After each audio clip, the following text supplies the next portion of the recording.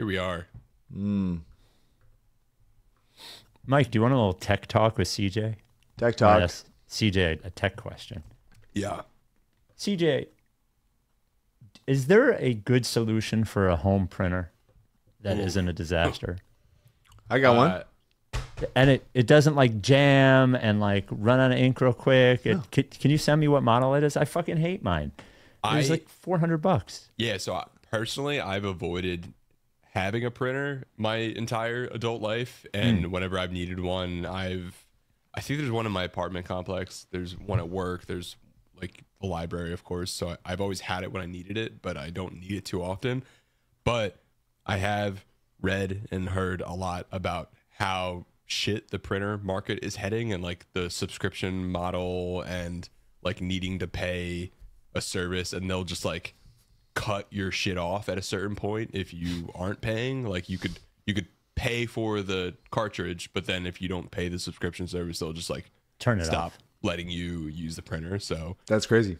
I'm not sure if there is a brand currently that is like sticking out on its own that like is okay, this is an easy thing to use, you're not going to have Wi-Fi connection difficulties. The Wi-Fi stuff is so annoying. I don't want my printer to be Wi-Fi. It doesn't make much sense why you can't just plug something in and have it work anymore. And it's like I could go without it, but I need it just enough to going without it is annoying.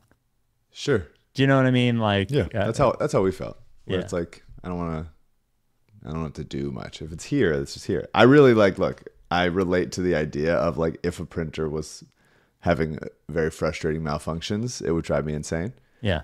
That has not been the case with my friend here. Wow. But they don't sponsor us. Shout out They don't sponsor us. So fuck out of here. I don't know. Out of here. It's very funny to imagine like various listeners who all work at printing companies that are just like, oh my God, I hope he says it. I hope he says it so bad. The competing printer companies. Is it an HP or is it a Brother? Yeah. It's one of them. Maybe it's one of them. Yep. You never know. All right. Let's go. That was Tech Talk with CJ. He didn't have any answer for me, though. Hey, on the show today, VJ Edgecombe still isn't playing, and his injury has changed again. Now we have a third separate injury. Daryl Morey speaks for a while at Summer League about a lot of stuff, and Arthur Embiid looks like a good prospect already. The Rights to Ricky Sanchez podcast is presented by DraftKings Sportsbook. Sign up for DraftKings Sportsbook by using promo code RTRS. And brought to you by Ethos Support. Your customer support should not suck. Go to ethosupport.com/Ricky to fix it. Briggs Auction, the official auction of the process at briggsauction.com. Kornblau Law, the official law firm of the process, just missed a call from Kornblau. And Surfside Iced Tea and Vodka, the official canned cocktail of the Ricky. A reminder, as always, why have you not subscribed to rightstoRickySanchez.com yet? It's free, and you get everybody's articles mailed directly to you. So the next time MOC writes or AU writes, you just get it emailed to you, and that way you don't have to worry about checking social media or going to the website or anything. Just go to rightstoRickySanchez.com/subscribe. Once again, no paywall as of now. No, just kidding. No paywall. Hey, there is a paywall to Surfside. You don't get Surfsides for free, but they are worth every penny. On a nice summer day, maybe a summer night, sitting out on the deck, watching a baseball game, maybe listening to music, maybe, whatever the fuck you do, having a Surfside, maybe have a lemonade and vodka, has that stateside vodka, high quality vodka, only has 2 grams of sugar. The taste is excellent, whatever your favorite is, whether it's the green tea, whether it's the raspberry tea and vodka, whatever it is. 2 grams of sugar, 100 calories, no carbonation, because iced tea should not have bubbles. Get it wherever you get your canned cocktails, which in PA now is way more places than it used to be, which is good. If you can't find it anywhere, go to drinksurfside.com, get it there. You got to be 21. Please enjoy it responsibly. Without any further ado, Amos and the chef.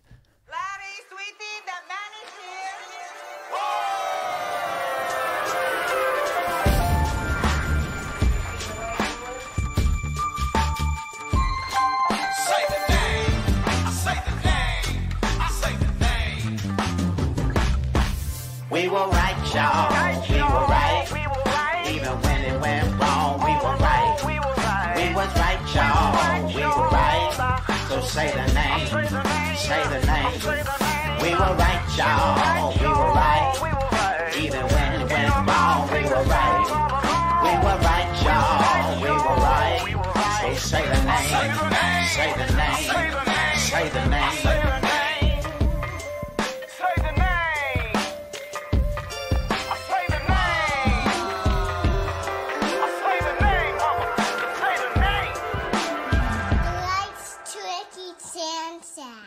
Forever. Welcome to the Rights to Ricky Sanchez podcast. I'm Spike Eskin, along with a guy who will say the name, say the brand name, only if you pay him. That is Mike Levin. Here we go. Here we go. It was so nice to watch the Sixers lose by 40 again. And just you miss that. You miss that when there's no basketball and you're just like watching good NBA games and playoff games and you're like, man, there's really not that many like disgusting blowouts. And then here come the Sixers come along and be like, we are still us. It doesn't matter who's on the team. We are us and you can't escape it. Can I be honest? I was a little embarrassed by the Spurs Summer League game. Somebody has to be. They were in the heart of the process. Maybe you remember this because I just thought of it.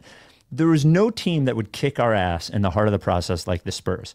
Coming in there, playing the right way, all their bullshit, just like acting like grown-ups while we were children. And I was getting flashbacks watching this fucking game, them just moving the ball, getting all these open shots. We would dribble the ball up the court. Fucking Hood Schifino would dribble it off his fucking foot. Justin Edwards would turn it over. It was the moment where I decided, I'm like, I don't know if I can watch this anymore if Etchcom's not playing. Like, I know what I think of all these guys. None of them are going to matter, really. It was good to have Summer League back for a week, but I don't need much more of it, to be honest. No, it's been bad, dude. Yeah, it's bad. Really bad. This is bad. It's not how much it matters remains to be seen. You wish that Justin Edwards looked better. You wish that Adem Bona made them look a little bit more like of a serious outfit. I've liked the flashes we've gotten from Mintz. Hood Schifino's not going to be with the ball club. There's a couple, like Hunter Salas hasn't looked good. Nope. The speed, the biggest disappointment is Janai Broom. Like the speed at which the game is moving feels like he's trying to play basketball with moving trains. And it's Summer League, by the way. And it's Summer League. Yeah. It hasn't been good. He has weirdly been hitting threes, which is nice. And that was one of the big drawbacks of his game is that like he was not a great shooter. And that has not been the issue. Everything else has been the issue. I've also relatively liked his defense, especially like deflections, getting hands on the ball. He gets to more blocks than you expect for the way he moves. But this isn't. I expected Janai to be much more dominant, and he looks really, really slow and quite bad. It's a 35th pick is fine. But when you take a guy that's this. Jared McCain looked bad. But Jared McCain was a freshman out of Duke, and Janai Broom played 5 years of college basketball. You really expected him to be. I really expected him to be like, oh, he's just gonna like put these kids in the basket over and over again, and he's taking like 15-foot like fadeaway hook shots because he like can't move anybody, and he's not fast enough to get by anybody. The handle is not like savvy enough to work past it. It just hasn't been good. It has not been good. Well, and they can't dribble. The Summer League team is sure. definitely what's the word? Lacking ball handlers, and it seems like the other teams are like taking advantage of that, especially the Spurs, man. Yeah. Like they're not fucking around. They're in there trying to win, trying to make their NBA careers. It's just sure. Like it was Carter so Bryant much fun just like sunning all of them, blocking the shit out of everything. He's awesome, man. Holy fuck. Yeah, fun, well, really fun defensive player. And he was like, as the YouTube big board has evolved, it has evolved toward guys like Sohan and Carter Bryant. And like, I used to be a strictly bucket getter, but watching his recovery speed. Yeah. And the combination of Carter Bryant's recovery speed and like how fucking long he is, like, and how well he uses that, man, he's going to be, as a defensive player in the NBA, I don't know how he isn't like as long as he can stay on the floor offensively, I don't know how he doesn't end up being a dominant defensive player in the NBA. I think it's gonna happen. I think he's a defend 1 through 5 guy eventually. Really long, really explosive. Wants to defend. You can see how much he just like has a motor on that end and how much he gives a shit. Dude, he's awesome. We'll see how. I don't think the offense is going to be too much more than, swinging the ball and hitting shots off the catch. But he's fun to watch, and it was in a sick, twisted way fun to watch him just absolutely scared the shit out of everyone on the team. Yeah, it is. Thinking about him and Wembanyama on the same defense is kind of terrifying. You know, how do you score points? Well, I don't have any other Sixers summer league takes. I mean, unless you have something to say, I don't like. We got a little bit of Dominic Barlow. I like that he wanted to play on the team. They just signed him to a 2-way. Yeah, he asked if he could, right? Yeah, why not? And he looked a little like confused, obviously, because he just doesn't know who any of these people are that he's playing with. But a couple nice like hustle plays, a couple nice movement stuff. But he's basically just like an energy big that can stand where you want him to stand, pretty much. And they have now, like, power forward was the biggest issue. They do not address it in a major way, but they do come up with Trendon Watford, Janai Broom, Jabari Walker, and Dominic Barlow. And all of those guys, I think their best position is at the 4. So they're taking shots on cheap guys and hoping one of them pops. I think there's a world where Trendon Watford starts. I don't think it's likely, but I think there's a possibility that he could. It's certainly possible, I think. Yeah, I agree with you. And by the way, he's a pretty decent ball handler as well. Oh, yeah. Like he's not a clueless offensive player. So one more thing on Broom on the 3-point shooting. I don't remember where I saw it, but I think I saw somewhere that his catch and shoot 3-point percentage in college was pretty good. Like, I know his overall 3-point percentage wasn't good, but I thought his catch and shoot percentage was pretty good, which is all he's going to be taking in the NBA anyway. Right now, the reason why the 3 looks good and the rest of the stuff looks bad is because when he's taking threes, he's very open and he's just stepping into it straight. Whereas, like, when he's trying to do anything else, he's suffocated and there's moving trains trying to take the ball from him at any point, and he's just very confused by that. Maybe he adjusts the speed of the game and he ends up being a high motor, high effort, high IQ player that can figure stuff out. And I do think in a more system-y place, when guys are doing the right things, he seems a little frustrated by the chaos of the game. That maybe that he's able to, like, plug a hole and figure it out and be a more useful cog. But in this environment where I thought that he would just be like, oh, I'm just better than everybody, he looks wildly slow and ineffective. Well, and certainly, like, doesn't look like he can play power forward in the NBA at this point, like, and they don't really need him as a backup center as of yet. I mean, but you assume that we'll get to this a little later. You assume Bona is going to be the primary backup center, and then Drummond, like I don't know, Janai Broom's the only one of the 3 that can shoot. So I suppose you could do it that way, but they really need him to be able to play power forward, I think. Yeah. Right? Yeah. Right. We'll see, man. Yeah. I do think we're going to get a lot more Drummond than we maybe bargained for. And if he has a significantly better year than last year, then okay. It really was a horrendous year for him, but Bona fouls the shit out of everybody, and Embiid's going to miss time, so it's going to be probably. The Rights Ricky Sanchez podcast brought to you by Ethos Support.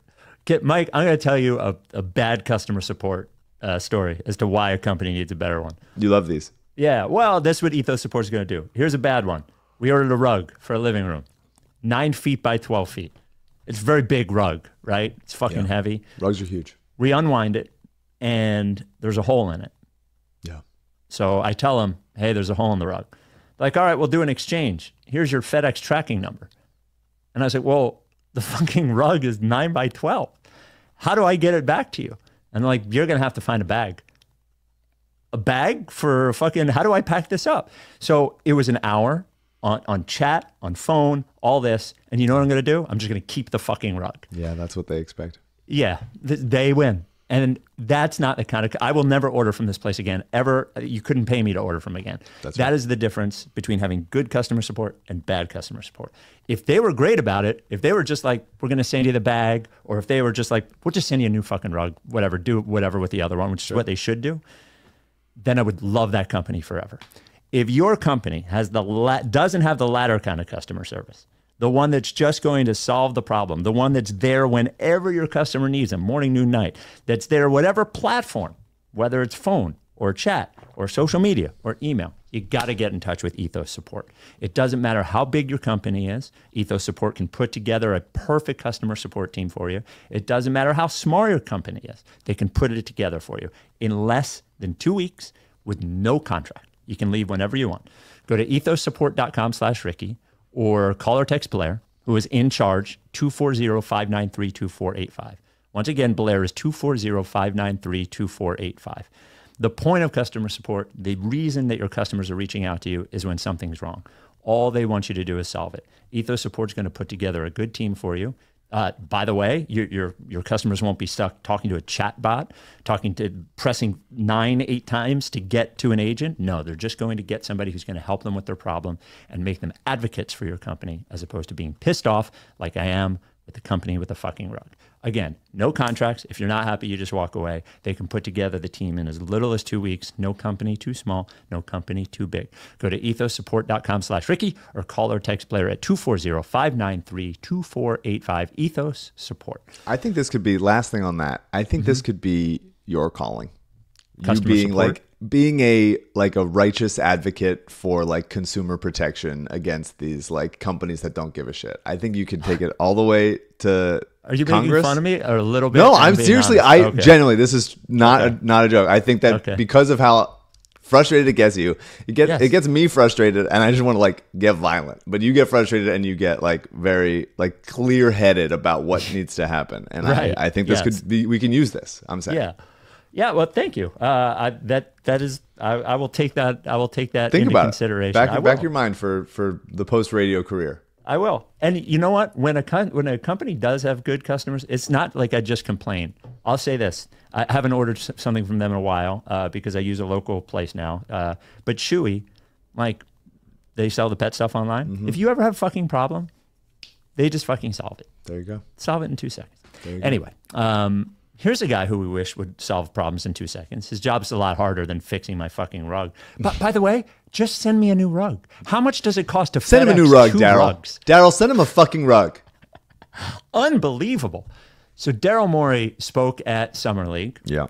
Thank you to Sixers Adam for the transcriptions. Sixers Adam over there at Philly Voice. I was wondering, what happens if Sixers Adam gets a call from like ESPN and then like, we want you to cover the Thunder. Yeah. Is he still Sixers Adam? I think those calls are in his future. Well, does he have to change his name? Yeah, I think he'd be Sixers Thunder Adam. Sixers Thunder. I think so. I think Sixers Adam is a legal name. You can add a Thunder either before it or after it. But, That's fair. That's fair. Pick a team, anybody. So first, here's some. I thought when I first read through Morey's quotes, it sounded like nothing was interesting. The more I dug in, I found some interesting things. So let's go over a few of them. So here on VJ Edgecombe's injury, and we'll get back to the very first part of this in a second. He said, yeah, so he hurt his wrist, sort of a day-to-day thing. He did parts of practice yesterday, and it'll be more today and see how it feels. So we're hoping to have him back out there. Now, everyone's excited, including us and VJ, mostly VJ. VJ is the most annoyed by this. He really wants to be out there, and our medical staff is trying to be smart about it. Daryl, we are more annoyed. Yes, certainly more than you. I got to tell you this. He keeps doing this stuff. VJ's the most annoyed. No, he's not. You're not. No, he's not. Yeah. There's a lot of fans that are more annoyed than VJ that he can't be out there. I promise. VJ's going to do great. He's having a good time. He's a millionaire in Las Vegas. He's in Vegas. He's talk of the town. He's doing great. I'm sure he wants to play. Not as much as some Sixers fans that have been through this want him to play. Who just watched the Spurs beat us by 45. By 45. Yeah. Thank you. Just for everyone keeping track at home, and it is exquisite how good the Sixers are at this. And when I say how good they are at it, I mean how bad. VJ Edgecombe has been hurt for 5 days. Yeah. In those 5 days, it was a thumb contusion. Then it was a thumb sprain. Yeah. And now he hurt his wrist. How's that happen? What is it? What's the injury? I know they're connected, but like, and Tony Jones is the one reporting that he's not making it up. Somebody's telling him from the fucking team. What's wrong? What the fuck is wrong with him? Holy cow. How can you do this? It's All the just, time, consistently. It's never just like, hey, he hurt this part of his body. Yep. He will miss the rest of summer league, rather than like the bruise, the contusion is migrating all around his body. Yep. And he could miss. He could be back tonight, or we'll never see him again. We'll see how it goes. Yeah, it's. This I was get like being you remember cautious the Paul around summer George league, thing? but why the Paul not? George thing, when he had the finger thing, we had to be told by a fucking listener who happens to be a hand doctor who's like, nah, it's mallet finger, I promise you. And I'm like, that's not what they said. And then we get into it, and like 2 fucking weeks later, they find out that's exactly what it is. Drew Holiday gets it. Everybody's like, the Bucks are like, that he's got mallet finger. Sixers is like, his eye hurts. I don't know that medical staff just by eyeballing it is the right way to proceed with injuries here. It really has been forever. It's always been this way. I don't know if the Sixers just have a bunch of specific kinds of injuries that make them unfortunate, or various medical staffs and various front offices and several regimes of coach, everything, like they all just get there and things get weird. Or is there one person at the Sixers organization who has been there for decades that is just determined to make this bad? And if that person exists and is like, I want our medical communication from player to world, I want it to be horrible and consistently wrong. I want that person to reveal themselves. Yeah. Say, I'm the guy that does this. I have respect for you if you've kept your job this long. You've kept your job this long. so You've been good at around. What is it? What are you doing? What? Explain yourself. Yes. By the way, maybe they're advising on Bryce Harper's wrist injury. Maybe they're advising on that. Still don't know what that injury is, by the way. We did get this email about VJ Edgecombe from Alex in South Philly to write to RickySanchez@gmail.com. With news that VJ has been ruled out with a thumb sprain or wrist injury and will miss the next Summer League game and possibly the rest of Vegas Summer League, do you think the Sixers have seen enough after his impressive debut and are attempting to avoid the Sixers rookie injury curse by offering up his so-called thumb as a, quote, injury? Perhaps I've watched Sleeping Beauty too many times with my 5-year-old daughter, but this feels an awful lot like when the king and queen send their baby Aurora away to avoid the evil spell of Maleficent. What do you think? I don't think so. I think he's hurt. Yeah. I think they would love good publicity. Yeah. I think now that he's hurt, they are being cautious with whether or not he should play. Yeah. It seems now, based on Daryl's quotes, like the odds of him playing in Summer League are a little low. Seems like it.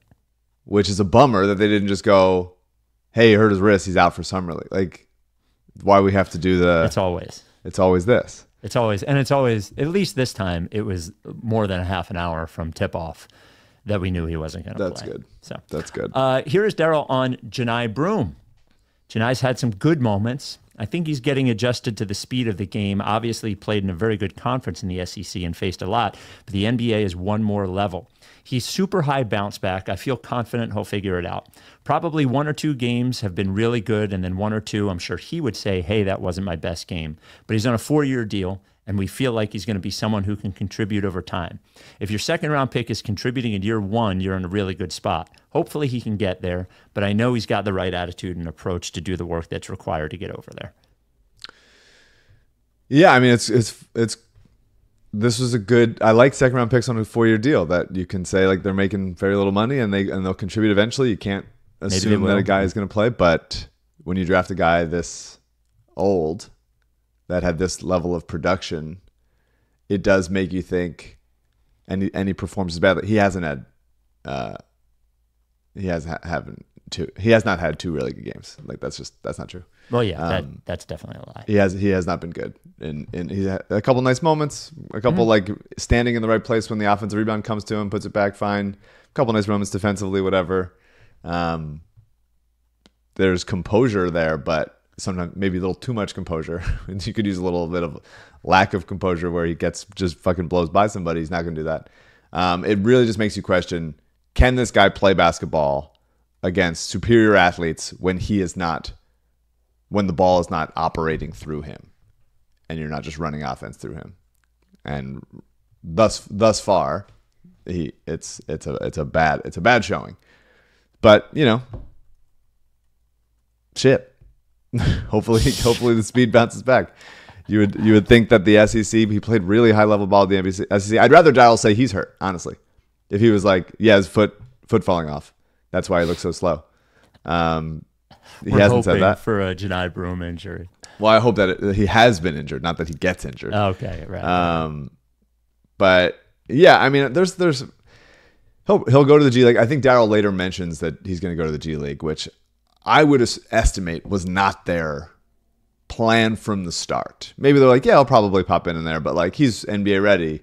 And I think if you watch Utah and Vegas so far summer league, like you can't think that he's ready to play NBA. He's going to fucking crush G League, by the way. Or he should. He should be doing that in summer league. Yeah. That's a good point. He should be 28-14. Like he really, like that was not my concern, was him dominating summer league. I really thought he'd be like, well, he's not going to like show us anything super different, but he's going to do what he did at Auburn, and he's not. So it's very bizarre.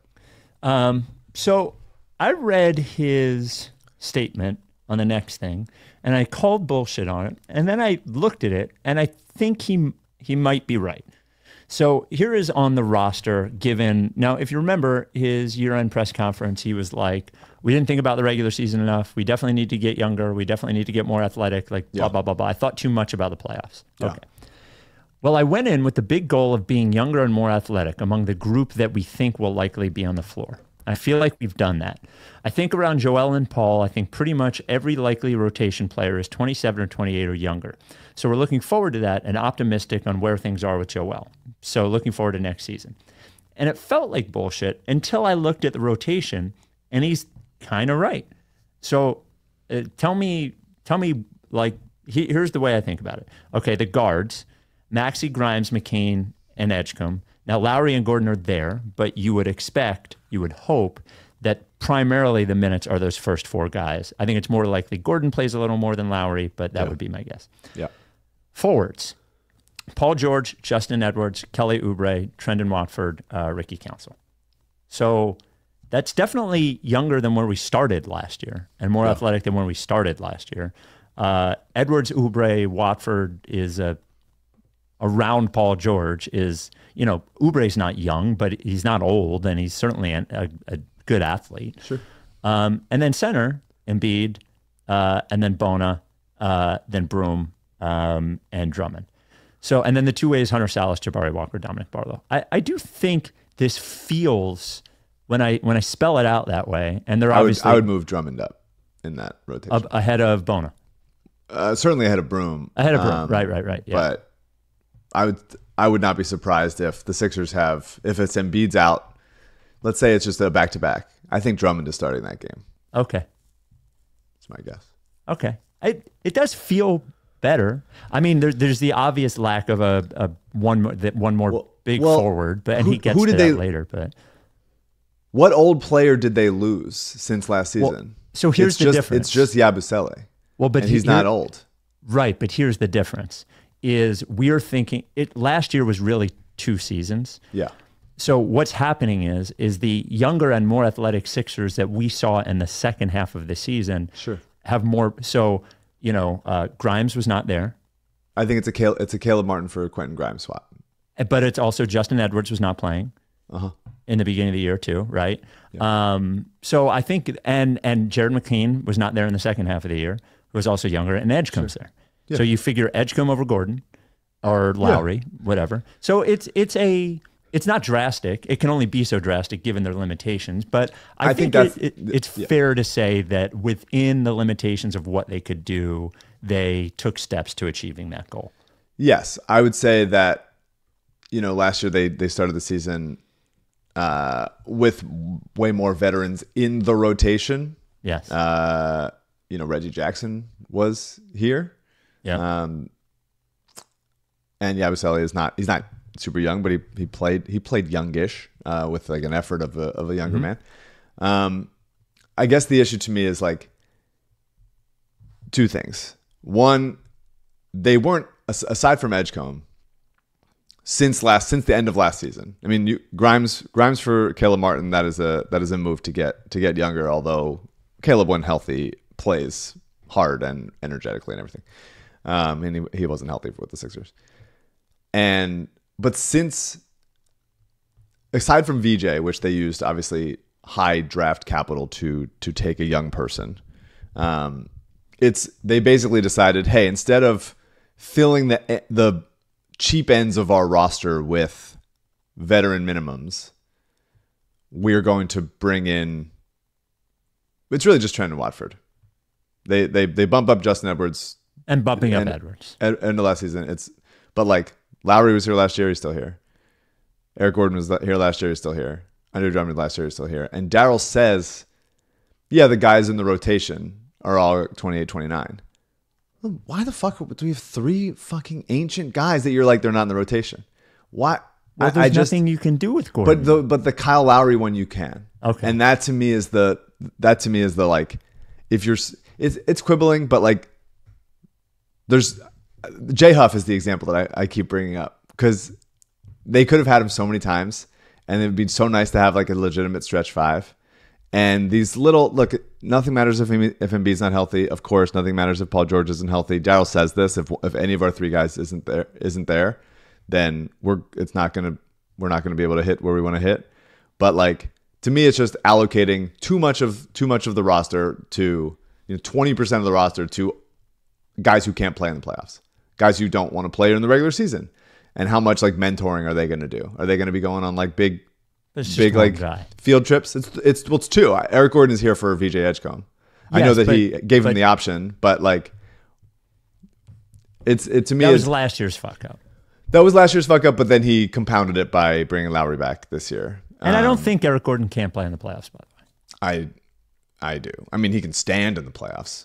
He can check into a game in the playoffs, but I don't think he can. Pretty good on defense last year. He really was. No, he can't slide his feet at all. Not a chance. He's wildly low motor at this point of his career. Well, and truly just standstill threes. Isaiah Joe didn't play in the playoffs. Like, wow. I don't think Eric Gordon is playing any meaningful playoff games ever.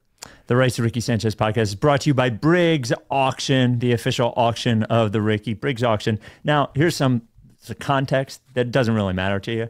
The fact that they're family owned, we love it as the Ricky, as an independent outfit ourselves. The fact that they're in Delco, where I grew up, we love it.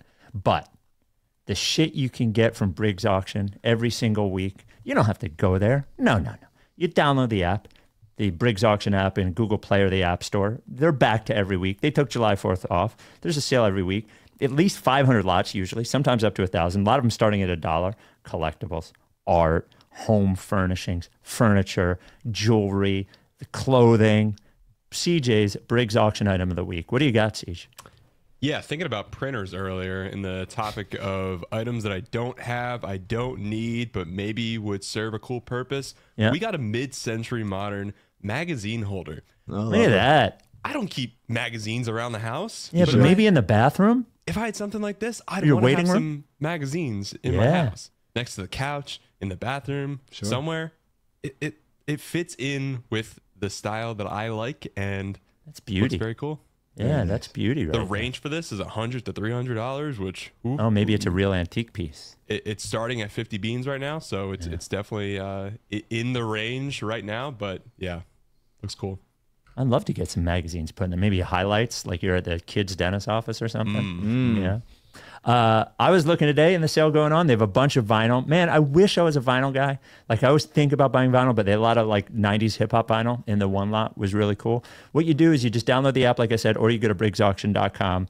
If you win a lot, it's easy to pick it up. They have open pickup on Saturdays. They work with you on an appointment during the week, work with you on a shipper if you're far away. And if you have a bunch of stuff to get rid of, maybe a mid-century magazine rack, maybe a bunch of vinyl, maybe a car, maybe a house. info@briggsauction.com. Just send them an email. Briggs Auction, the official auction of the process. All right. I'm whining, and I you know. called this out last week, or a listener wasn't me, called it was this a listener out. calling. Yes, Yes. and that's what I'm doing. That's what I've always done is Yep. whine on this podcast, 100%. But last year was horrendous. It was just so bad, and it wasn't just bad because Joel got hurt. It wasn't just bad because Paul George was ineffective and then hurt. And you can say this a couple times. It was like a team-wide lack of effort, integrity, connectivity, whatever. Mm-hmm. And some teams endure injuries, and the Sixers have not. They can go like, okay, we're next man up mentality, whatever. And the Sixers were just so much worse than they should have been for the first few months of the year, and then the season just didn't matter anymore. And so I guess I wanted, they lucked out to get the third pick. They stood pat. They took the best prospect available. I had VJ at 4. I would have been fine with VJ, or Trey Johnson would have been fine. To me, it's just they used their minimal resources that they had on getting a little bit younger. And that's just, after as bad of a year as they just had, I wanted a little bit more, is basically how I feel. They took a bunch of tiny swings outside of Edgecombe, which landed to them. But you and do I want a little more creativity and a little bit more there's organizations are getting punked out there. I want the Sixers to be one that does the punking. Yeah, well, they as we found out during the Hinkie era, when the Sixers just not in a position of power, which makes it a lot harder, and they are under a lot of pressure, which makes it a lot harder. So is Denver, so is Atlanta. Yes, but what move did Denver? Like, we couldn't have gotten Cam Johnson for Michael Porter Jr. No, that's a big one. But I mean, getting Bruce Brown for nothing, trading Dario for Valanciunas, that's a better player. There's the Sixers. I think the thing has just been the Sixers have been all in. I'm not saying there was one move to make that they didn't make. Okay. Sure. I just wanted more. I wanted a little bit more juice, and what happened was they let Yabusele walk after not trading him at the deadline, and they're stuck in negotiations with Quentin Grimes, who they're still it's dragging on for maybe the whole summer. By the way, it's actually, I would posit that the Grimes thing is better than it was dragging on, because if it resolves itself quickly, it probably meant that somebody gave them an offer sheet that was too big, and this probably ends up with them paying him something better than they would have paid him. Sure.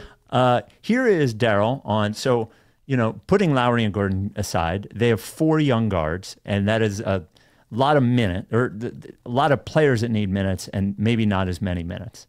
He said, again, this is probably more of a Nick question, but I do know in my conversations with Nick, he does a good job. He's generally going to put the best players out there, and those 4 guys, I think, will be 4 of our top players on the team. Coach Nurse is very creative, and I would expect he finds ways to get all those guys pretty heavy minutes, assuming health and assuming VJ plays as well as we hope in his first year. Again, expectations are super high on VJ, and they should be. We're very excited about him, but I will say it is super rare for a first-year player to come in and play on a team that has championship aspirations. So trying to temper them a little bit with VJ and give him a little space to maybe have some bumps in the road this year.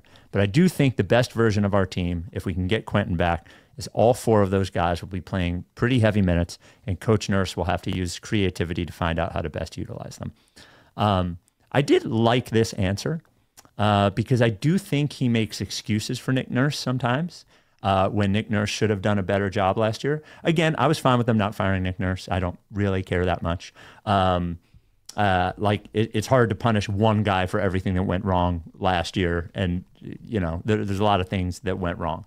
I wouldn't have cared if they fire him. I didn't care that they keep him. But him basically saying, and he goes on to say a little bit later, talking about the way that CBA is that it makes it very difficult to just sort of build the perfect team with all of the positions that you want. Whatever. You have to get the most good players you can and figure it out. And he is saying here, which I like, figure out, those are 4 good players, especially if VJ Edgecombe ends up playing as much as we hope that he does. It is fair to mention Jaylen Brown played 15 minutes a game in his rookie year, and they were a good team. So It's possible VJ Edgecombe's only playing 16 minutes or whatever, but putting it on Nick Nurse to fucking figure it out.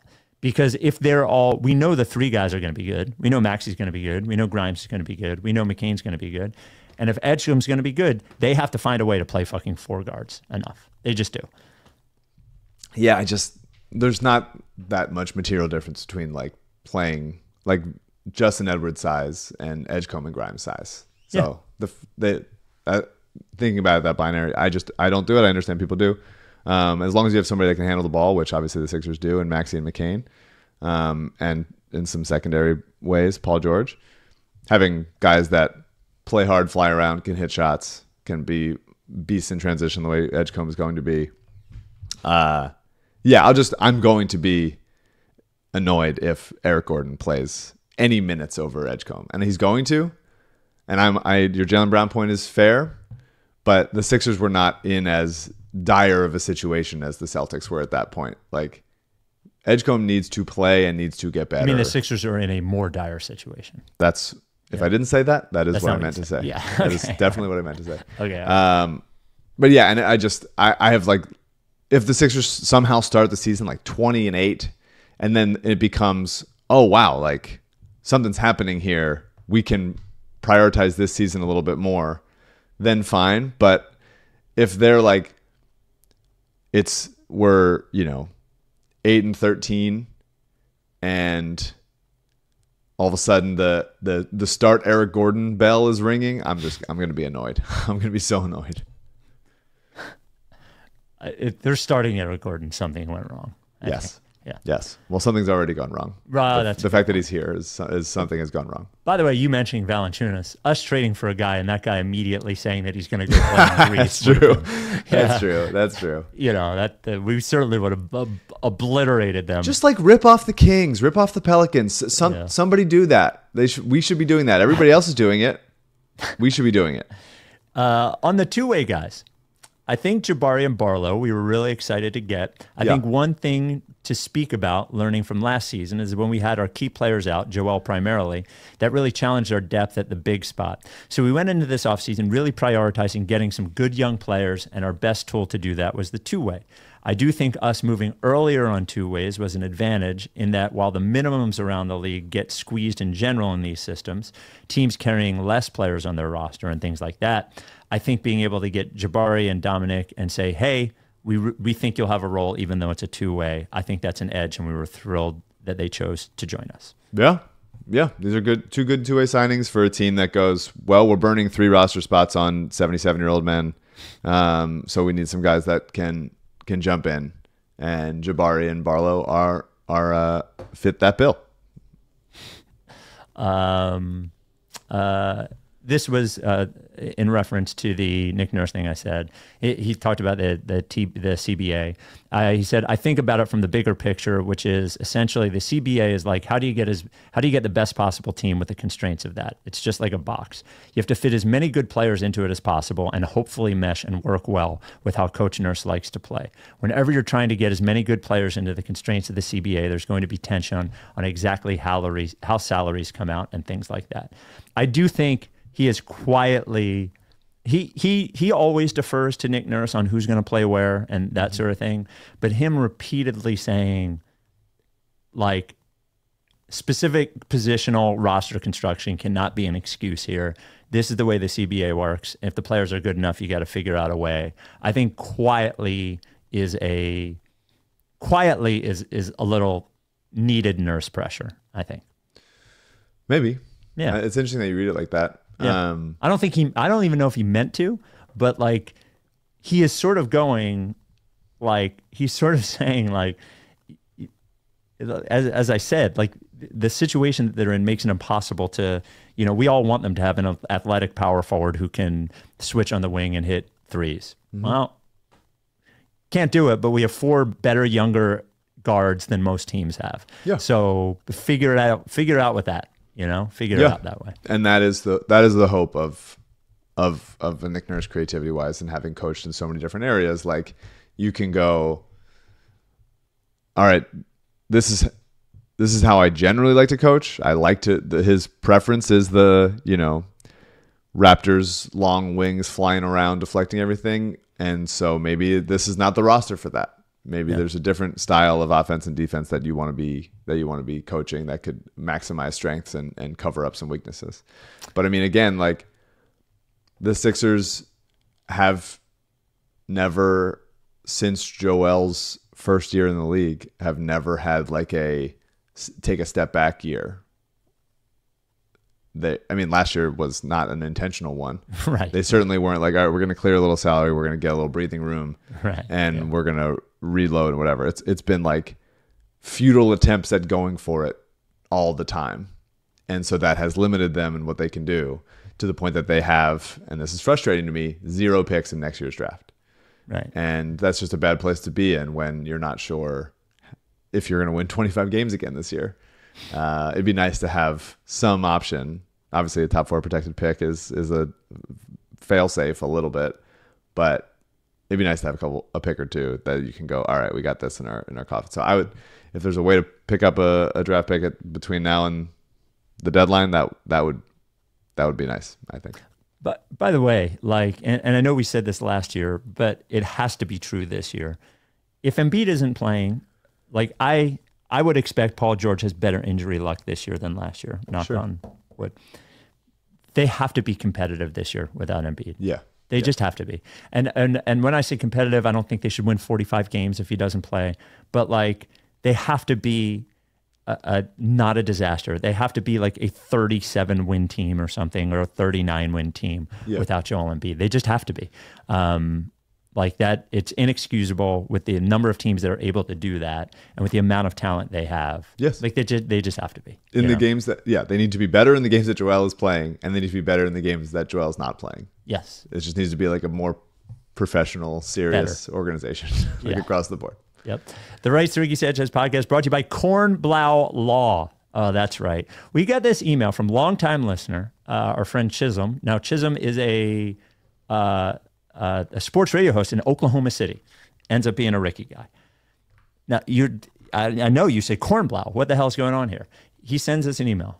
Nothing like the world coming full circle. I've listened to the Ricky for years, and I've long heard about how helpful Adam Kornblau and his team can be, even to people who may not be clients. I can't say I ever thought I was going to be one of those people calling a number and saying, hey, I heard about Kornblau from a basketball podcast. I was hoping for a little help, like a goober. But here I was calling Kornblau because who in the world actually knows a lawyer? I sure don't, and I didn't even know where to start. Adam's associate took my call and was kind and happy when I tried to give a little context to my situation. In about an hour, I received a call from Adam personally.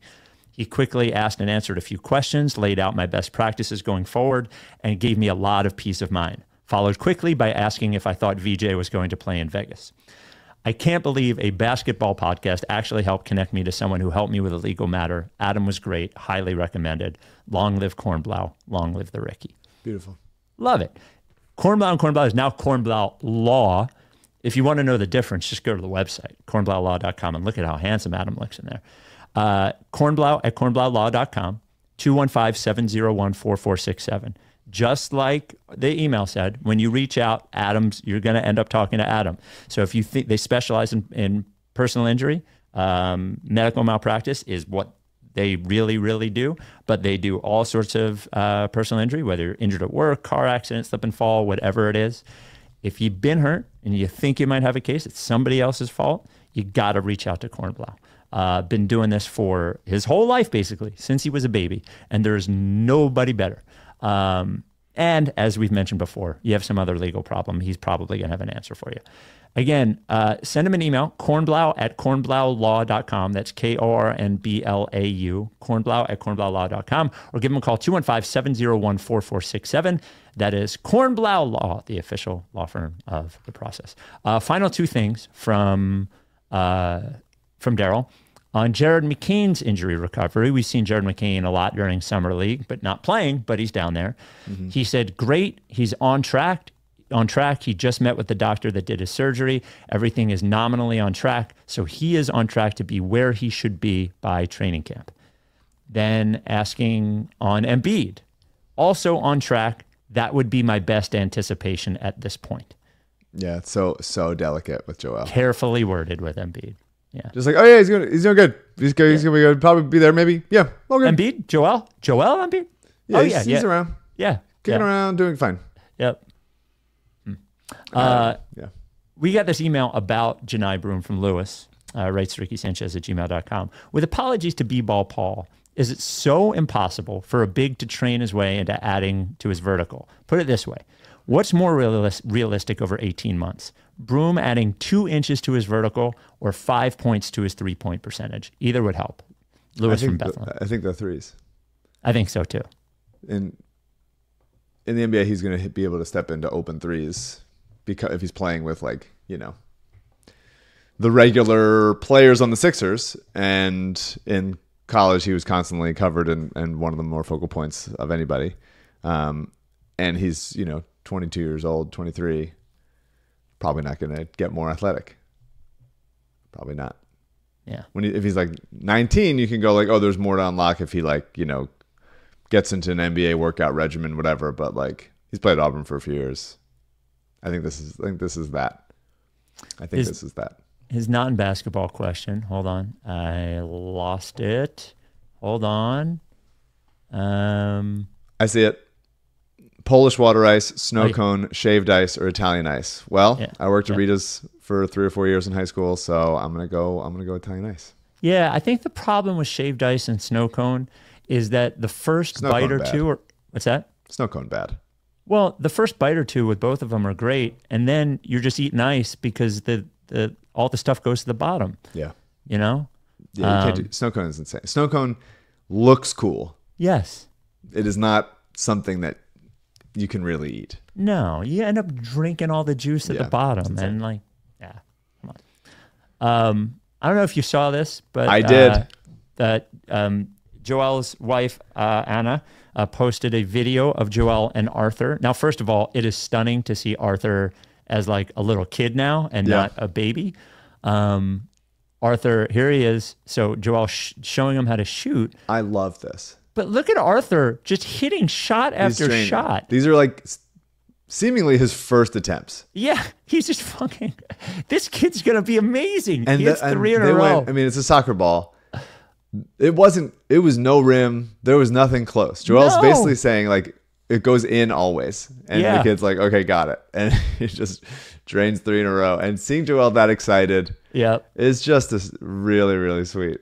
It's so sweet. And then his wife laughing when it goes in 3 times, this is cool, man. It's I just love seeing him happy. He's been through so much. We got this email a while ago. I wanted to ask you this because I think it is a good question. To write RickySanchez@gmail.com. This came from Bill. This is from a while ago, so I don't know what he's asking. I don't know what the original reason that he wrote in was. He said, on the last pod, you guys were talking about off-season team bonding and how you'd like to see Embiid, PG, and Maxey get together. But what is the probability it's their lack of motherfucker energy that caused him to lose his joy in the first place? We've all had shitty coworkers, even those held in high regard by management, who just don't go about things the right way. And here's this young gun at the start of his prime, working to get better and dedicated to winning a title. And he's looking at these old vets like, seriously, what the fuck are you guys doing? And why does no one important in this company care about this? In short, is their lack of leadership a problem? I think that is an interesting question. And I bet even if he didn't say it out loud, I think there were points at which last year Maxey was probably feeling that. 100%. You know, like, I what mean, the he fuck did is say it with out. these He guys? did say it out loud in the to team meeting, to Embiid. Yeah, basically. Yeah. Yeah, I mean, I think pretty clearly the future of this team and the future culture of this team lies in Maxey McCain Edgecombe, of guys who play their asses off and are deeply maniacal level workers. Joel obviously had some bad habits coming in and then played next to Simmons and Harden as his primary co-stars. As far as what establishing what the effort level and culture level and commitment level is going to be. And Embiid shoulders a lot of the blame for that, and also the people that they chose to surround him with we're not those kinds of players to be that maniacal. Paul George is not that kind of player. At least it seems like. So you need those. Like you can't go to the superstar buffet and pick your superstar, but you can certainly go, all right, here's one we have. We could use somebody like, I mean, Jimmy is an interesting case because in some ways he is that, and in some ways he's the opposite of that. The opposite, yeah. When he's engaged, he is definitely that, and when he's not engaged, he's can tank your entire culture situation. So maybe they learned this lesson too late. Maybe it just worked out that the only guys that were available that fell to them in whatever fashion, free agency, trade, draft, were just, oh, this guy just doesn't have like championship mentality. But Maxey, McCain, Edgecombe, I think all do. I think they are the kinds of players that like you want to win with and you want to go to battle with and stuff. And so hopefully that is, the start of whatever good culture exists for the next 5-10 years of Sixers basketball. Some contracts signed in the NBA, big extensions. Devin Booker signs a 2-year extension for $145 million. That will be his age 32 and 33 season. That is $72.5 million a year. I am certainly not hating on any NBA player getting paid any of that. It does feel like this is I think is the final big TV deal for the NBA, the big one. But God bless anyone who's making that. But like, boy, it sounds crazy. Like that's almost $1 million a game.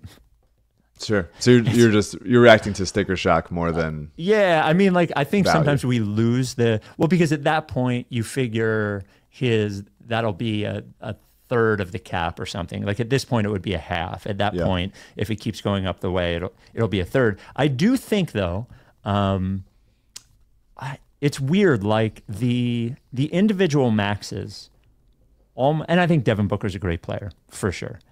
But the individual maxes, like as much as I think at this point, they increase the earning power of a player who maybe isn't worth it more than they decrease the earning power of a player who's worth more than that. Because I don't think there are a lot of players in the NBA, maybe 4, who are worth more than 35% of the cap or 40% of the cap, especially the way that the game is now where you need like a lot of players. So it's almost like this thing where you pay them because you have to keep them and they have this target number in mind that exists almost like it's like a market control that like if it didn't exist, I don't know if Paolo Banchero would be asking for $60 million a year. Or if Chet Holmgren would be asking for 50, if that max didn't exist to pay them that certain amount of money. Does that make any sense to you? Yeah, I mean, there's certainly the players in the like 20 to 40 ranked around the league. Brandon Ingram at one time, just being like, "Well, I'm the max player, so give me the max," like that kind of thing. Yes, I do think that. I think the max contract is weird. I understand why they do it. I feel like there should be some mechanism. I feel like Zach Lowe's talked about this before, but I feel like there should be some mechanism where it's like, if you sign a player that you drafted. Oh yeah, to not hurt you in the cap as much as you're paying them. Exactly. Like you should be able to. You want to reward players and reward teams for like staying home, signing with those guys, and building like the NBA. I love player movement. I think it's fun. I think that's going to happen no matter what. But you also want like this guy spent a decade in a place like Devin Booker, and we're rewarding that by, even though you're paying him X amount of dollars, he only takes up a percentage of your cap of 25% or something like that. So you're not having to make the decision of re-signing this like beloved player and then going, and now he's an albatross. John Wall, Bradley Beal. Now, I mean, this is not signing at home, but like it just sucks that like, hey, we got this guy, he's great and he's well known, and we kept him, and now it's like we immediately have to trade him, and we have to come off of picks and stuff to trade him, and now the rest of our, the next 4 years are going to be like hideous because because we're going to hit the second apron Yeah. or we're not going to hit. Well, I mean, the true answer to all of this is hard cap with no individual player maxes. Yeah. Like, get rid of player max, give them a hard cap, and let the market truly determine. Because there used to be this thing. Well, okay, somebody will then pay SGA 50% of the cap. Okay, good luck. You're probably not going to win the championship. And like, is that player famous enough to get you to get people paying to see your team if they are not that good? Like, I do think that part of it, if you just said, here's a hard cap, there's no longer this artificial max on player salary. So if you want to pay him $100 million a year, have at it, but then you have to figure out the rest of your cap. And then you'd see really different ways of team building where some teams would go like, absolutely. Daryl would probably go, absolutely. I'm paying, whatever the equivalent of James Harden, $50 million, 50% of the cap is, 100%. Happy to do it. And then there'd be some teams that go like, we're going to not pay anyone more than like 18% of the cap. And we're going to have like a really deep team, and good luck. And I think that also like it makes it interesting on a team building level, because if you come in and you're LeBron and you're saying, give me 75% of the cap, that is, whatever your feelings about LeBron aside, imagine any superstar X, that is a really bad workplace environment. If like one guy is making 75% of the cap and the rest of the team is making like 25% combined, I feel like that team's not winning a championship because of like the resentment that comes from that. And so I wonder how there's so much money in the sport that is not how much am I being paid by my employer, whether it's like all the advertising, shoe deals, et cetera, that like I do wonder what that would be an interesting experiment to see how much does team building, how much does like team chemistry get impacted when it is truly how much of this hard cap am I taking up in a sport like basketball, where we really need to work together in intimate ways. Like obviously you need that in football, but you're not playing both sides of the ball. Obviously you need that in baseball, but there's not as much teamness constantly as there is in basketball. And just it would be interesting to see some team like, I don't know, pick a random Atlanta, New Orleans, Miami, decide we have to pay as much as we can for somebody, and then watching the team go, we are now like a completely stratified organization because we have these minimum contracts and then LeBron or whatever. And everybody hates it and they're miserable. And so like where the league would go from that, I think would just be interesting to see. Yeah. And it's the NBA salary cap machinations are just like so unnecessarily complicated. Oh, they're ridiculous. It just doesn't need to be this way. Yeah. Honestly, the easiest one is baseball. Football is ridiculous too, with bonus years and yeah. All right. Let's hope VJ Edgecombe's thumb and wrist injury doesn't get to his elbow. Never know what happens there. It's rising. It's rising up. Might need Tommy John. We will. We'll talk to you next time. Win some summer league games for God's sakes. Well, don't get embarrassed at least. Are you done with TTP? Yeah, like face.